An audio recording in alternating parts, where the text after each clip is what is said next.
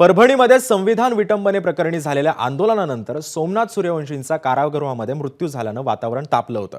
त्याच पार्श्वभूमीवर आज मराठा नेते मनोज जरांगेंनी परभणी दौरा करून सूर्यवंशी कुटुंबाची भेट घेतली। यावेळी जरांगेंनी सूर्यवंशी कुटुंबियांचं सांत्वन करून त्यांना धीर दिला। तत्पूर्वी मराठा आरक्षणावरून महायुतीला जेरीस आणणाऱ्या जरांगेंनी पुन्हा आंदोलनाचा पवित्रा घेतलाय। देवेंद्र फडणवीस मुख्यमंत्री झाल्यानं आता मजा येईल अशी प्रतिक्रियाही त्यांनी दिली। तसंच त्यांनी पुन्हा आमरण उपोषणाचा इशारा देखील दिलेला आहे। जरांगेंच्या या भूमिकेमुळे ते पुन्हा फडणवीसांना टार्गेट करत असल्याचं चित्र यावरून दिसून येत आहे। दरम्यान मनोज जरांगेंनी आता कोणता पवित्रा घेतलाय पाहूयात।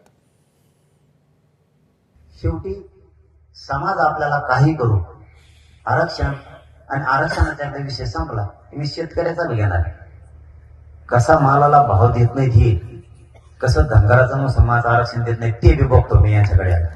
शेतकऱ्यांचा प्रश्न कसा मार्गी लागत नाही, पण मराठ्यांच्या एकजुटीमुळे मराठ्यांना आरक्षण मिळालं। 2 कोटीपेक्षा जास्त मराठा आरक्षणात गेला आतापर्यंत, 2 कोटीपेक्षा जास्त। 25 जानेवारीला पुन्हा एकदा मी आमरण उपोषण ठेवू। आता मला किती सहन होईल मला माहित नाही, पण मी मरायला माझ्या समाजासाठी द्या।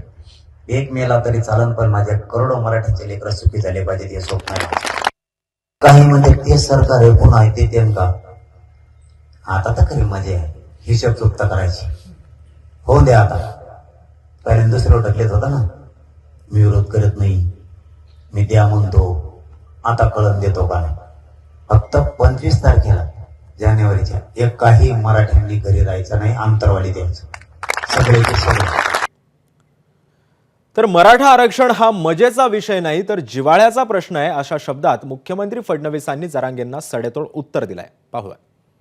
पहिली गोष्ट तर हा मजा घेण्याचा प्रश्न नाहीच आहे, याच्यावर मजा काय आली पाहिजे हा जनतेच्या जिव्हाळ्याचा प्रश्न आहे। त्यामुळे या प्रश्नामध्ये पहिल्या दिवसापासनं मी असेल, अजितदादा असतील, शिंदेसाहेब असेल, आमच्या भूमिकेत कुठलंच अंतर नाही आहे, आमच्यामध्ये कुठला अंतर्विरोध नाही आहे। जे निर्णय घेतल्यात तिघांनी मिळून घेतल्यात, पुढे जे निर्णय घेऊ तिघं मिळून घेऊ।